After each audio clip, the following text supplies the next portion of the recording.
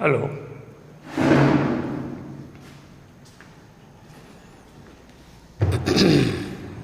નમસ્કાર વિદ્યાર્થી મિત્રો. એસએન વિદ્યાલયના ઈ લર્નિંગ પ્રોગ્રામમાં હું પિનાકિન રાવલ આપને ફરીથી આવકારું છું.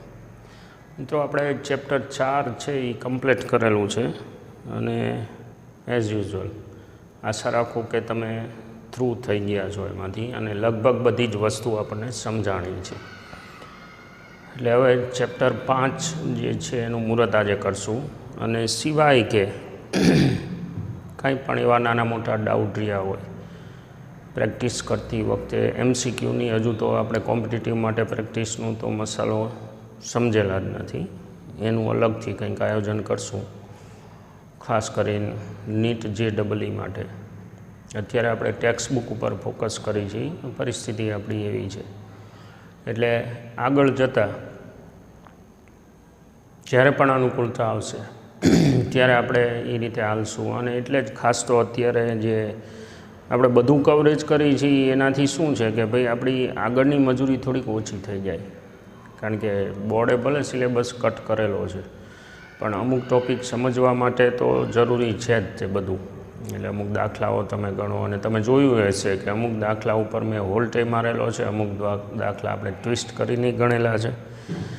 એટલે એનાથી શું છે કે ભાઈ કોમ્પિટિટિવ માટે આપણે થોડાક વધારે મજબૂત થઈ. અને હવે એ જ રીતે ચેપ્ટર 5માં પણ બોર્ડે ઘણું બધું કાપી નાખ્યું છે. મને એ વ્યાજબી નથી લાગતું. એટલે આપણે બધો જ સિલેબસ જે છે એ કરશું એમાં. અને બોર્ડની ધ્યાનમાં રાખી પરીક્ષાને તો એમાં કંઈ એવું નુકસાન જેવું નથી. વધારાનું ભણવાથી કંઈ આપણને ગેરફાયદો થાય એવું તો છે નહીં. એટલે આપણે તો આ જ પેટર્નથી હાલશું. ચેપ્ટર 5 જે છે એનું મુહૂર્ત કરીએ આપણે.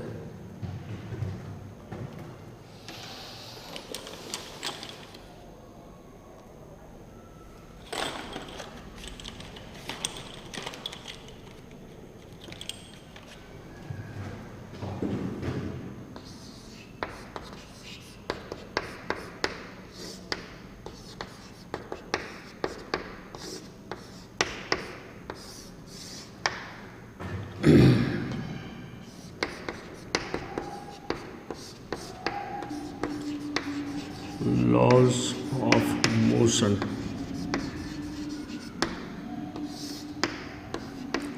ગતિના નિયમો.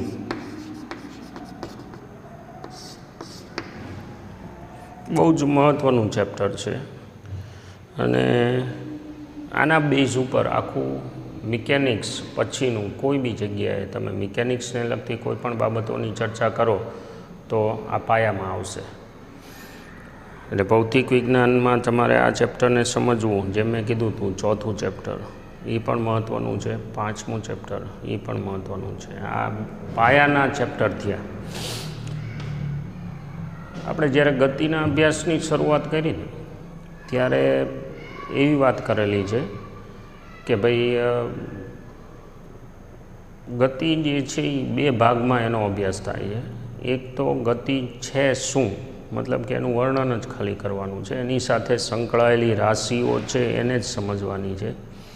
તો એ આખો જે ભાગ હતો એ કાઇનેમેટિક્સ હતો. હવે આપણે ગતિની ચર્ચા કરશું તો એના કારણો સહિત કરશું. મતલબ ગતિને કંટ્રોલ કરનાર અથવા તો ગતિ શક્ય બનાવનાર પરિબળો જે છે એ કયા કયા હોઈ શકે એની ચર્ચા કરવાની છે. In that sense we are going to discuss dynamics of mechanics. એટલે કે આપણે ડાયનેમિક્સ જે ભાગ છે બીજો એની ચર્ચા આ ચેપ્ટરમાં કરવાની છે. આપણે અગાઉના ચેપ્ટરમાં જે રાશિઓ ભણેલા છે, માન લો કે નિયમિત ગતિ હોય તો વેગ સુધી જ આપણે અભ્યાસ કરવાનો આવે. વેગથી વધારે જાણવાની જરૂર નહીં નિયમિત ગતિમાં. અનિયમિત ગતિ હોય તો પ્રવેગની વિચારધારા છે એને આપણે જાણવી પડે. પણ પ્રવેગ શાના કારણે આવે છે એનું આપણે ડિસ્કશન નથી કરેલું, જે હવે કરશું. પ્રવેગ શાના કારણે આવે છે. થોડાક વ્યવહારિક ઉદાહરણો જોઈ લઈએ આપણે. કોઈ પણ પદાર્થ હોય, આપણો સામાન્ય અનુભવ છે કે ભાઈ એને ગતિમાં લાવવા માટે, હા ગતિ થાય છે એવું ક્યારે કહેવાય? જો કોઈ પદાર્થ સ્થિર અવલોકનકારની સાપેક્ષમાં સમય જતાં પોતાનું સ્થાન બદલાવે તો ગતિ થાય છે એવું કહેવાય. તો હવે કોઈ સ્થિર પદાર્થની સાપેક્ષમાં બીજા કોઈ પદાર્થને ગતિમાં તમારે લાવવો હોય તો પ્રયત્ન કરવો પડે, બરાબર છે ને? Effort is necessary. આપણે વાત કરવાની છે શેની? ડાયનેમિક્સ. અને સૌથી પહેલી વાત આવે ગતિ. શક્ય બનાવવા માટે એફર્ટ કરવો પડે, મફતમાં ન થાય, ઇન શોર્ટ. હવે આ એફર્ટ જે છે એના ઉપર ફોકસ કરીએ આપણે. એફર્ટ એટલે શું? કઈ રીતનો એફર્ટ? માનો કે ટેબલ ઉપર પડેલું પુસ્તક હોય એને મારે ધક્કો મારવો પડે પછી ગતિમાં આવે, તો એ એફર્ટ થયો, ધક્કો મારવો પડે છે. પછી માન લો કે આ ચોક છે એને ઉર્ધ્વ દિશામાં ફેંકવો પડે પછી ગતિમાં આવે. તો ફેંકવો પડે પાછળ જે કમ્પલ્ઝન આવે દેટ ઇઝ એફર્ટ. એટલે એફર્ટ મારે લગાવવો પડે, બહુ સીધી વસ્તુ છે. તો આ જે એફર્ટ છે એને આપણે નામ પાડી એફર્ટ, દેટ ઇઝ બાહ્ય પરિબળ.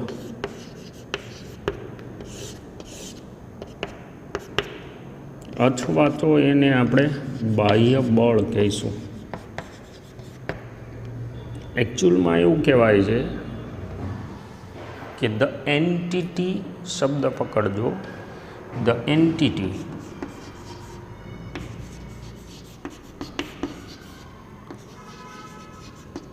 which can change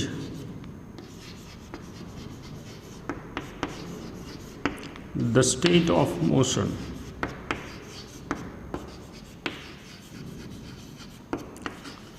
is said to be a force.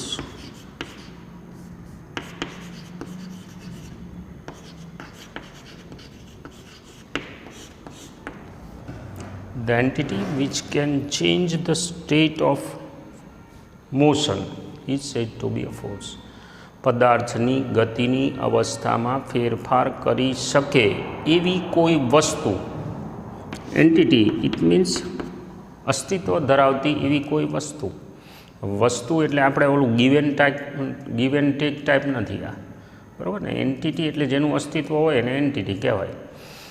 હવે એ પાછું આ મેં માની લો કે તમને આપી દીધું એવા ટાઈપનું નથી, પણ આપણે કંઈક આપી છે એ આપણને ખબર છે એટલે શબ્દ વાપરો છે એન્ટિટી. ક્વોન્ટિટી નથી વાપરો, અથવા તો ઓબ્જેક્ટ નથી વાપરો શબ્દ આપણે. એટલે એ શું કહેવા માગી છે? માની લો કે હું જ્યારે ટેબલને ખસેડવા માટે ધક્કો મારતો હોય ત્યારે હું કંઈક આપું છું, પણ શું આપું છું એ મને નથી દેખાતું, બરાબર ને? મારામાં જે ક્ષમતા છે એના ભોગે હું ધક્કો મારું છું, એટલે મેં કંઈક આપ્યું કહેવાય. દેટ કંઈક is entity, is nothing but force. તો બાહ્ય પરિબળ દ્વારા પદાર્થની ગતિની અવસ્થામાં ફેરફાર થઈ શકે એને આપણે બાહ્ય બળ, પરિબળ કહેવાનું છે, જેના વડે એફર્ટ તમે આપો છો, જેનાથી પદાર્થની ગતિની અવસ્થા બદલાય છે. હવે એવા બળ એટલે કે ફોર્સ બે ટાઈપના છે.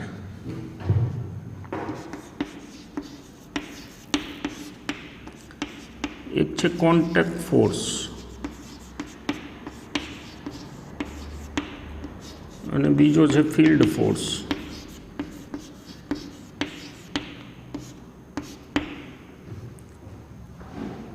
જો પદાર્થની ગતિની અવસ્થા બદલાવા માટે તમારે એનો સંપર્ક કરવો જરૂરી હોય તો એને કોન્ટેક્ટ ફોર્સ કહેવાય.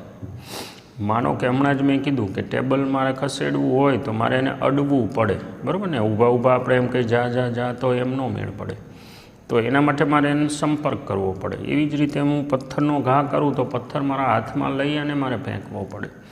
એવી જ રીતે માની લો કે કોઈ પદાર્થ છે એની ગતિની અવસ્થા ધીમી પાડવી હોય તો એ મારે જે એફર્ટ આપવાનો થાય, માની લો ગતિ કરતાં કોઈ વાહનને, સાયકલને કે એને કોઈને મારે અટકાવવું છે તો એમાંય તે મારે સાયકલને અડવું પડે. હું પોતે બેઠો હોય એની વાત નથી કરતા, બહારથી એક્સટર્નલ વાત કરી છીએ આપણે.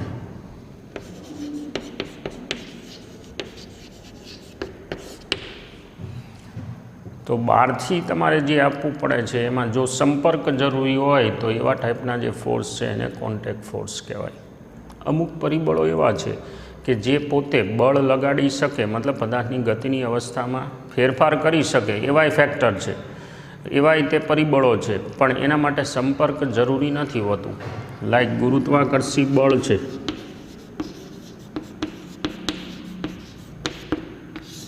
પછી ચુંબકીય બળ છે, પછી વિદ્યુતીય બળ છે. તો આ બધા જે બળ છે એને લગાડવા માટે મારે સંપર્ક કરવો જરૂરી નથી, તો એમને ફિલ્ડ ફોર્સ કહેવાય છે. બે ટાઈપના મુખ્યત્વે ફોર્સ છે. હવે આ દરેક માટે આપણી પાસે ભવિષ્યમાં એક બે 5 ચેપ્ટર છે, એટલે અત્યારે આપણે ફિલ્ડ ફોર્સનું ડિસ્કશન હોલ્ડ ઉપર મૂકશું. આ ચેપ્ટર પૂરતું આપણે ચર્ચા કરશું કોન્ટેક્ટ ફોર્સની, સંપર્ક બળો, એની ચર્ચા આ ચેપ્ટર ખાતે કરશું. ધ્યાનમાં રાખજો, બળની કોઈ સ્પષ્ટ વ્યાખ્યા નથી. બળ જે છે એ પોતે અવ્યાખ્યાયિત પદ છે, પણ બળને સમજવાનો આપણે પ્રયત્ન કરવાનો છે, અને એની રફલી વ્યાખ્યા આવી આપી શકાય કે એવી કોઈ વસ્તુ છે કે જેના કારણે પદાર્થની ગતિની અવસ્થામાં ફેરફાર થઈ શકે. હવે થોડાક વધારે ઊંડા ઉતરી તો યંત્રશાસ્ત્ર એટલે કે ગતિને સમજવાના પ્રયત્નો વર્ષોથી થતા આવે છે, અને એમાં મુહૂર્ત જે કરેલું છે, ખરાબ મુહૂર્ત, એ એરિસ્ટોટલે કરેલું છે. હવે તમને એમ થાય કે ખરાબ મુહૂર્ત એવો શબ્દ કેમ વાપરો? ખરાબ અને ખોટું મુહૂર્ત. લગભગ ઈસવીસન પૂર્વે 300 વર્ષ પહેલાં એરિસ્ટોટલ, ગ્રીક ફિલોસોફર છે, એણે ગતિના વિચારો જે છે એ પોતાના રજૂ કર્યા.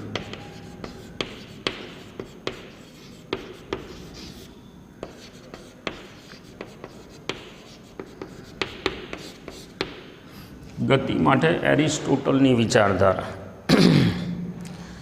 એટલે એણે એવું કીધું કે પદાર્થની ગતિની અવસ્થા જાળવી રાખવા માટે સતત બાહ્ય બળ આપવું પડે. સીધી સાદી ભાષામાં એનો નિયમ, પદાર્થની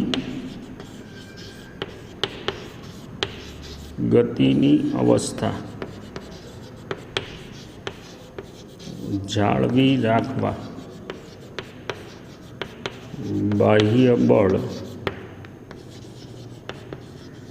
આપે રાખવું પડે.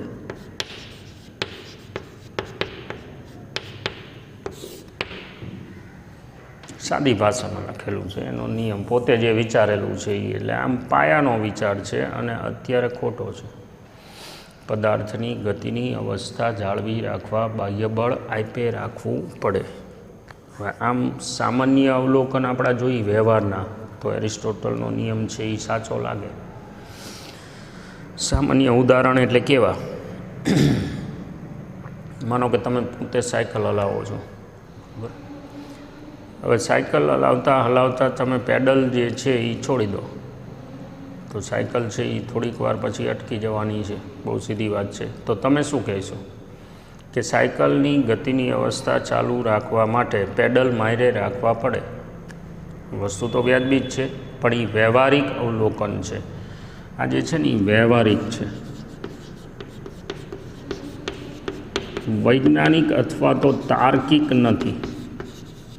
ઉપર છેલ્લું અવલોકન કહેવાય, સરફેસ લેવલ ઉપર. કઈ રીતે ખોટું પડે છે એ આપણે ચર્ચા કરી લઈએ હમણાં. કોઈ બાળક હોય નાનું એવું, આપણે લગભગ દરેક પદાર્થમાં સંપર્ક બળો જ્યાં જ્યાં હોય ત્યાં બધે, હમણાં જ મેં વાત કરી કે ભાઈ ટેબલને ખસેડવું હોય તો હું ધક્કો મારું. હવે જ્યાં સુધી હું ધક્કો મારીશ ને ત્યાં સુધી ટેબલ હાલશે, અને હું ધક્કો છોડી દઈશ એટલે ટેબલ અટકી જશે. તોય આપણને આ વિચાર સાચો જ લાગે. કોઈ એક નાનું બાળક છે, દોરી વડે રમકડાનું કંઈક પૈડાવાળું રમકડું ખેંચતું હોય, તો હવે એ જ્યાં સુધી દોરી ખેંચે રાખશે ત્યાં સુધી રમકડું આયલે રાખશે. જેવું એ અટકે એટલે રમકડું થોડીક વાર આગળ જઈને અટકી જવાનું છે. એટલે દરેક પદાર્થ વ્યવહારના જે છે આવું વર્તન દેખાડે છે. પણ આપણે એટલે કે એરિસ્ટોટલે બધી જ જાતના બળોનો વિચાર કર્યો નહોતો એ વખતે, અને એટલી બધું જ્ઞાન નહોતું. આજથી લગભગ 2000 વર્ષ પહેલાં, 2500 વર્ષ પહેલાં કે એવું જ્ઞાન આપણી પાસે નહોતું એટલે એની માન્યતા ભૂલ ભરેલી હતી. જો દરેક જાતના બળોનો વિચાર કરો તમે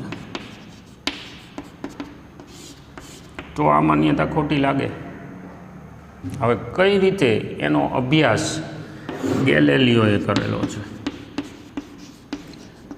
અને એ ગેલેલિયોના અવલોકન પરથી આધુનિક મિકેનિક્સનો પાયો ન્યૂટને નાખેલો છે.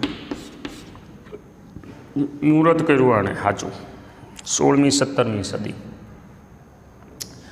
શું કહેવા માગે છે એ આપણે જોઈ લઈએ. માનો કે તમે જ્યારે સાયકલ હલાવો છો ત્યારે પેડલ જ્યારે બંધ કરી દો ત્યારે સાયકલ અટકી શું કામ જાય છે? શું એના ઉપર કોઈ બાહ્ય બળો નથી લાગતા એવું છે? ના, છે. વ્યવહારમાં દરેક પદાર્થ કોઈને કોઈ જાતના અવરોધીય બળોની અસર હેઠળ હોય.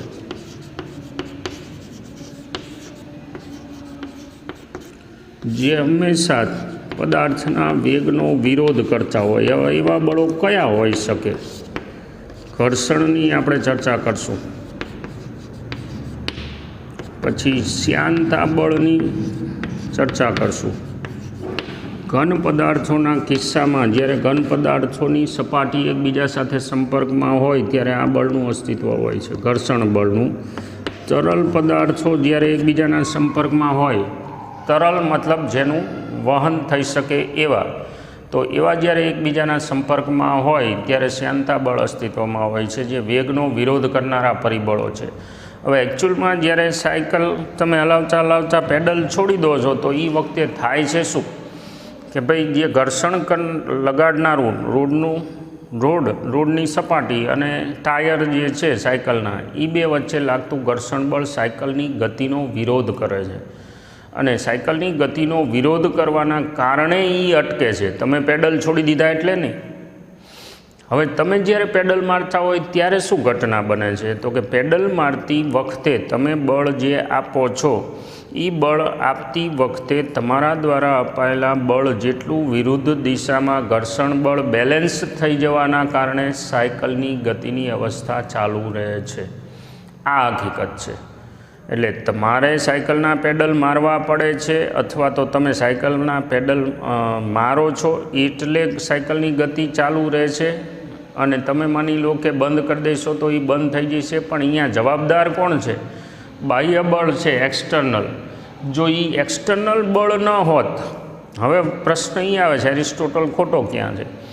તો કે જો એ બાહ્ય બળ ન હોત તો તમારે પેડલ મારવાની પછી જરૂર જ ન પડત. એક વખત તમે પેડલ મારી લીધું તો સાયકલ ચાલુ ને ચાલુ જ રહેત. વ્યવહારમાં આ વસ્તુને સમજવી બહુ અઘરી છે, કારણ કે પૃથ્વી પરના દરેક પદાર્થમાં આવા બળોની હાજરી હોય છે. પણ તાર્કિક રીતે આ અવલોકનને ગેલેલિયોએ કઈ રીતે સમજાવેલું છે એ આપણે જોઈ લઈએ, જેથી કરીને વિચારધારા સ્પષ્ટ થઈ જાય. માનો કે તમારી પાસે આવો ઢાળ હોય, અહીંથી કોઈ એક પદાર્થને છોડી દઈએ આપણે, તો એ પદાર્થ છે એ નીચે આવતા આવતા પ્રવેગિત થાય. બરાબર ને? આ આપણો સાદી સમજણ છે. માનો કે તમારી પાસે આવો ઢાળ હોય અને અહીંથી કોઈ પદાર્થનો તમે ઘા કરો તો એ ઉપર જતાં જતાં પ્રતિપ્રવેગિત થાય.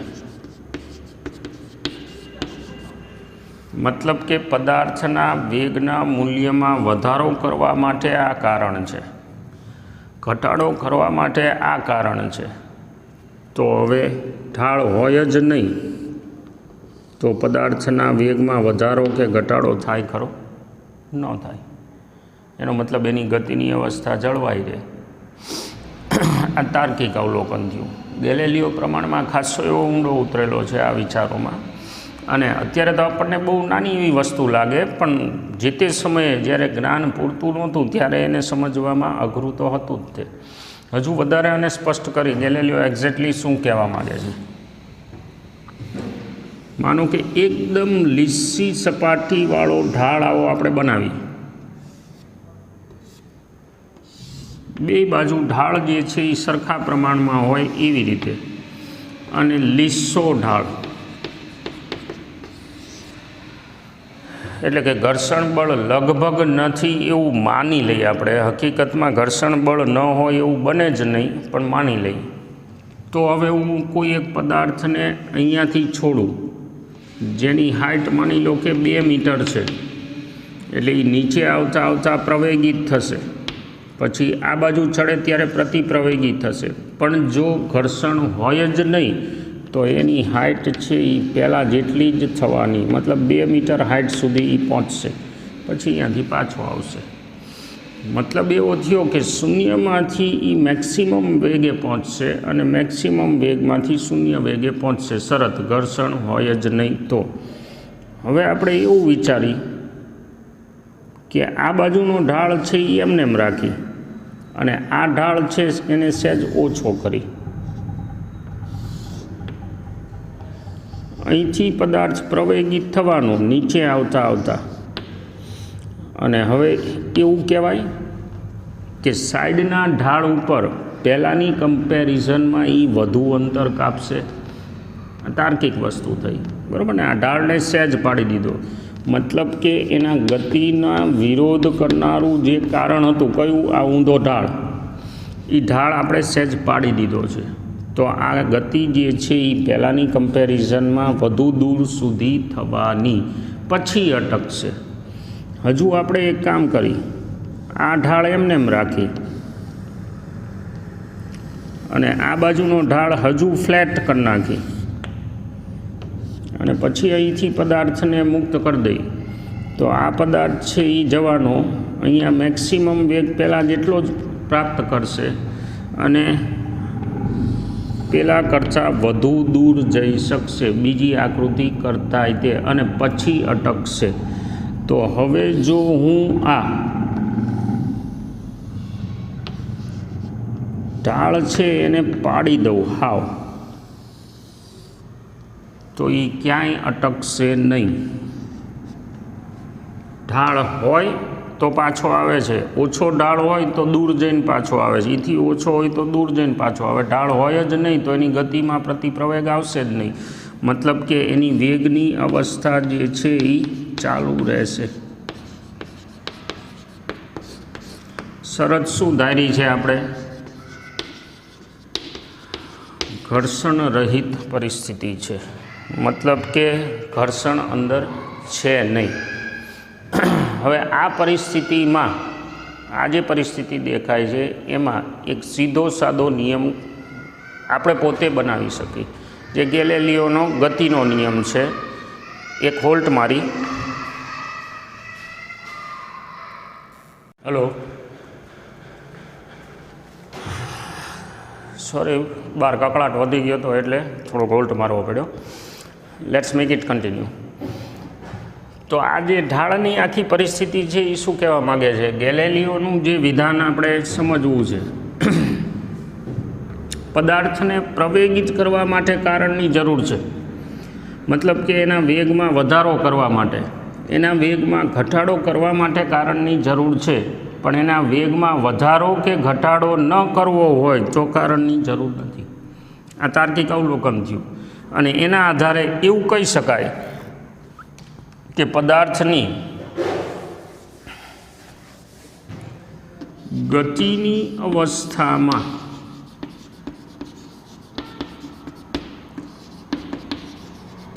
ફેરફાર કરવા માટે બાહ્ય બળની જરૂર છે. જાળવી રાખવા માટે નહીં, મતલબ કે પદાર્થની સ્થિર અવસ્થા અને અચળ વેગની અવસ્થા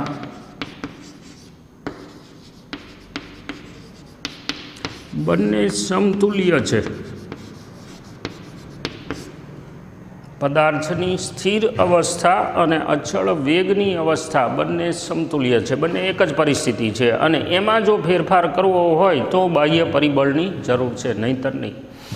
હવે આ જે વિધાન છે એ મૂળભૂત રીતે આવે છે પદાર્થના જડત્વના કારણે.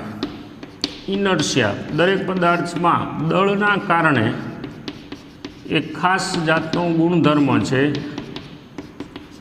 ઇનર્શિયાનો કહેવાય એને, જડત્વનો ગુણધર્મ. મતલબ કે દરેક પદાર્થ છે એ પોતાની પરિસ્થિતિ જાળવી રાખવાનો પ્રયત્ન કરે છે. પોતાની પરિસ્થિતિમાં ફેરફાર જે હોય આવતો હોય જો પરિસ્થિતિમાં, એટલે કે ગતિની અવસ્થાના જ સંદર્ભમાં વાત કરી તો ગતિની અવસ્થાના સંદર્ભમાં જો પદાર્થની ગતિની અવસ્થામાં ફેરફાર થતો હોય તો એના ફેરફારનો વિરોધ કરવાવાળો જે ગુણધર્મ છે એને જડત્વનો ગુણધર્મ કહે છે. દરેક પદાર્થ પોતે પોતાની અવસ્થા જાળવી રાખે, એટલે કે સ્વભાવે જડ છે. હવે જો એમાં તમારે ફેરફાર કરવો હોય તો તમારે બાહ્ય બળ આપવું પડે, અને એ દ્રષ્ટિએ આ જે વિધાન છે એ ખોટું છે. પહેલી નજરે ભલે આપણને સાચું લાગતું હોય પણ અહીં આપણે ચકાસી લીધું કે જો ઘર્ષણ બળ હોત જ નહીં તો પછી પદાર્થની ગતિની અવસ્થા જાળવી રાખવા માટે કોઈ જાતનો એફર્ટ આપણે કરવાનો ન રહેત. હા, એને અટકાવવો હોય તો તમારે એફર્ટ કરવો પડે, એને પ્રવેગિત કરવો હોય તો તમારે એફર્ટ કરવો પડે, પણ જાળવી રાખવા માટે એફર્ટની એટલે કે કારણની એટલે કે બાહ્ય બળની જરૂર નથી. હવે આ જે અવલોકન છે એનો અભ્યાસ કરી અને ન્યૂટને યંત્રશાસ્ત્રનો પાયો નાખ્યો, જેના નિયમો આપણે સમજવાના છે. તો સૌથી પહેલા નિયમની આપણે ચર્ચા કરી, જે હકીકતમાં ગેલેલિયોનું જ અવલોકન છે.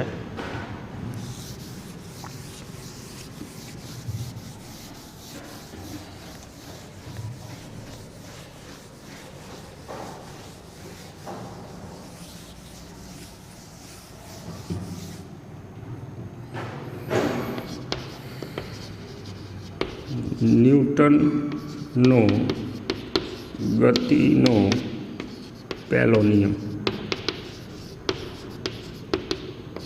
જુદી જુદી ભાષામાં એને વર્ણવી શકાય છે. આપણે સરળ એવી ભાષા જે તમે નાના ધોરણમાં સમજીને આવ્યા છો એની વાત કરી. કહેવા શું માગે છે? ગતિની અવસ્થામાં ફેરફાર કરવા બાહ્ય બળ જરૂરી છે. જો પદાર્થના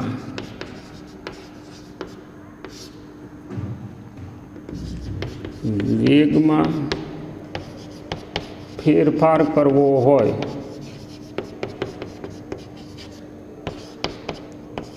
તો બાહ્ય બળ જરૂરી છે. અને આ જે અવલોકનો છે એને કલેક્ટ કરી અને આપણે નિયમનું વિધાન લખી, જ્યાં સુધી પદાર્થ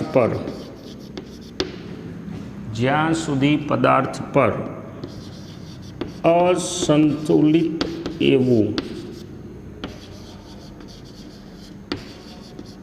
બાહ્ય બળ ન લાગે ત્યાં સુધી સ્થિર પદાર્થ સ્થિર જ રહે છે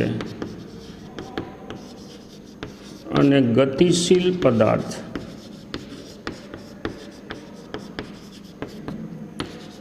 પોતાની ગતિની અવસ્થા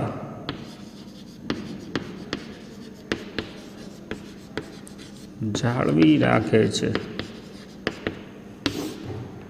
આપેલા નિયમનું સ્પષ્ટ આખું વિધાન, જ્યાં સુધી પદાર્થ પર અસંતુલિત એવું બાહ્ય બળ ન લાગે. અસંતુલિત એટલે કેવું? જુદા જુદા બળો પદાર્થ ઉપર લાગી શકતા હોય, દરેક બળોનો તમે વિચાર કરો અને એનું પરિણામી સદિશમાં આપણે ભણી ગયા. બળ પોતે સદિશ રાશિ છે, એટલે એનું પરિણામી જો અશૂન્ય આવે તો એને અસંતુલિત કહેવાય, અને જો પરિણામી શૂન્ય આવે તો એવા બળો જે છે એને સંતુલિત કહેવાય. તો અસંતુલિત એવું બાહ્ય બળ જ્યાં સુધી, મતલબ ચોખ્ખું બળ જ્યાં સુધી પદાર્થ ઉપર ન હોય, ન લાગે, ત્યાં સુધી સ્થિર પદાર્થ જો હોય તો એ સ્થિર જ રહે છે, અને ગતિશીલ પદાર્થ જો હોય તો એ પોતાની ગતિની અવસ્થા ચાલુ રાખે છે. એટલે હવે આના ઉપરથી એક બીજું વિધાન પણ કહી શકાય કે જો પદાર્થ સ્થિર હોય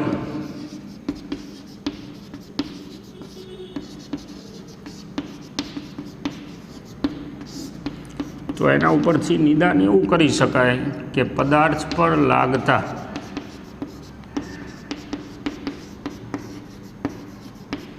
બધા જ બળોનું પરિણામી શૂન્ય હોવું જોઈએ. એક ઉદાહરણ લઈએ આપણે. માનો કે એક ટેબલ ઉપર એક બુક પડેલી છે, બરાબર? પડેલી છે એટલે કે સ્થિર અવસ્થામાં છે. હવે આના ઉપર એનું વજન તો લાગતું જ હોય, ગુરુત્વાકર્ષી વજન, અને છતાં પણ બુક સ્થિર છે તો હજુ બીજું એકાદું બળ અંદર હાજર હોવું જોઈએ જેનું પરિણામ આની સાથે 0 થાય. મતલબ કે બીજું એક વધારાનું બળ છે એ હોવું જોઈએ, અને એને આપણે નામ પાડશું લંબ બળ. સપાટીને લંબ એવું બળ. અને જો પદાર્થ સ્થિર હોય તો તમે આવું કહી શકો કે બંને સરખા અને વિરુદ્ધ છે. વિરુદ્ધ તો દેખાય જ છે પણ બંને સરખા છે, જેથી કરીને સિગ્મા એફ આના ઉપર 0 થાય. આ વસ્તુ છે એ આપણે ધ્યાનમાં રાખવાની છે. આપણે ઊંધું બોલવા નથી. મતલબ કે W બરાબર R થાય છે, વિધાન ધ્યાનમાં રાખજો. W એટલે કે વજન અને પેલું રિએક્ટિવ બળ જે છે એ બે સરખા થાય છે એટલે પદાર્થ સ્થિર છે એવું વિધાન નથી કરવાનું, એ ખોટું. એટલે લોજિકલ નથી. લોજિકલ શું છે કે જો પદાર્થ સ્થિર હોય તો તમે એવું કહી શકો કે આ બંને સરખા થાય છે, કારણ કે નહીંતરી પદાર્થ સ્થિર ન હોત ગેલેલિયોના અને ન્યૂટનના અવલોકન મુજબ. એટલે પદાર્થની ગતિની અવસ્થા નથી બદલાતી તો એના ઉપર લાગતા બળોનું પરિણામી શૂન્ય હોવું જોઈએ. આ વિધાન પ્રતિવિધાન છે એને આપણે સત્ય ગણવાનું છે, ઊંધું નહીં. માનો કે એક કાર છે એ રોડ ઉપર સ્થિર અવસ્થામાં છે અને અચાનક ગતિમાં આવે છે. અચાનક એટલે ડ્રાઈવર અંદર હોય ને ઇગ્નિશન આપે ને ગિયર પાડે ને એટલે એમ ગતિમાં આવે છે અને પિકઅપ લે છે, ઝડપ એની કંઈક આવે છે. તો હવે એનો અર્થ એવો થયો કે એની ગતિની અવસ્થા બદલાણી, તો એના પર બાહ્ય બળ લાગતું હોવું જોઈએ. હવે પેલો ડ્રાઈવર તો ગાડીની અંદર બેઠો અને એણે હળી કરી છે, હળી હંચા ક્યાં કર્યા છે? ગાડીના મશીનમાં અંદર, અને છતાંય ગાડી ઉપડે છે તો એ બાહ્ય બળ કયું હોવું જોઈએ? ઘર્ષણ બળ. આગળ જતાં ડિટેલમાં આપણે ભણશું કે ભાઈ ગાડી ચાલુ કર્યા પછી ગાડી ઉપડે છે અથવા તો ગતિમાં આવે છે તો એ એન્જિનના અને ડ્રાઈવરના કારણે નહીં, ઘર્ષણ બળ છે એટલે. જો ઘર્ષણ બળ હોત જ નહીં તો ગાડી ઉપડત જ નહીં. 2-3 ઉદાહરણ બીજા આપું. પહેલા નિયમનો વિધાન. એટલે મૂળભૂત રીતે આનો પાયો ક્યાં પડેલો છે? જડત્વમાં. માનો કે એક બસ ગતિશીલ છે. હવે એ બસ ગતિ કરે છે, અચાનક પેલો બ્રેક મારે, શું થાય છે?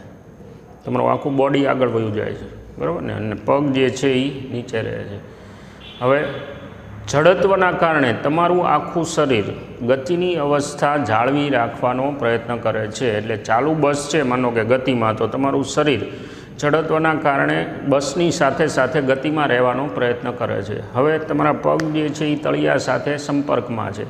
જેવું બસને બ્રેક લાગે એટલે તમારા પગના તળિયા જે છે એ ઘર્ષણના કારણે અટકી જાય છે, અને તમારું શરીર જે છે એ વિરૂપક છે, મતલબ દ્રઢ પદાર્થ નથી. એટલે એ શું થાય છે તો કે તમારા પગ જે છે એ અટકે છે, બાકીનું શરીર જડત્વ પકડી રાખે છે, મતલબ જડત્વનો નિયમ જાળવી રાખે છે, એટલે તમે આગળ વયા જાઓ છો.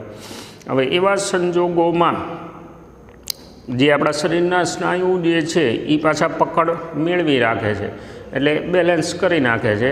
જો બસ એકદમ ધીમેથી બ્રેક મારે તો આપણને આ અનુભવ નથી થતો. એ જ રીતે બસ છે ઊભી હોય અને તમે અંદર બેઠા હોય, ઊભા હોય, અને અચાનક બસ ઉપડે તો પગના તળિયા જે છે એ સંપર્કમાં હોવાના કારણે ઘર્ષણ બળ, બાહ્ય ઘર્ષણ બળ દ્વારા બસની સાથે સાથે ગતિ કરવા માંડે છે, જ્યારે તમારું શરીર અહીંયા રહેવા માગે છે જડત્વના કારણે. એટલે આ પહેલા નિયમની વાત થઈ કે જ્યાં સુધી તમારા ઉપર બાહ્ય બળ ન લાગે ત્યાં સુધી તમે પોતે તમારી અથવા તો પદાર્થ પોતે પોતાની ગતિની અવસ્થા જાળવી રાખે છે. પહેલા નિયમનું આખું જે વર્ણન છે એ બળને સમજવાનો પ્રયત્ન છે. બળ છે શું એ, અને તમારે એક વખત શાંતિથી વાંચવાનું છે. આખો ડિસ્ક્રિપ્ટિવ ટૉપિક છે. બીજા નિયમની ચર્ચા હવે પછીના લેક્ચરમાં કરશું. અત્યારે હું રજા લઈશ. Thank you.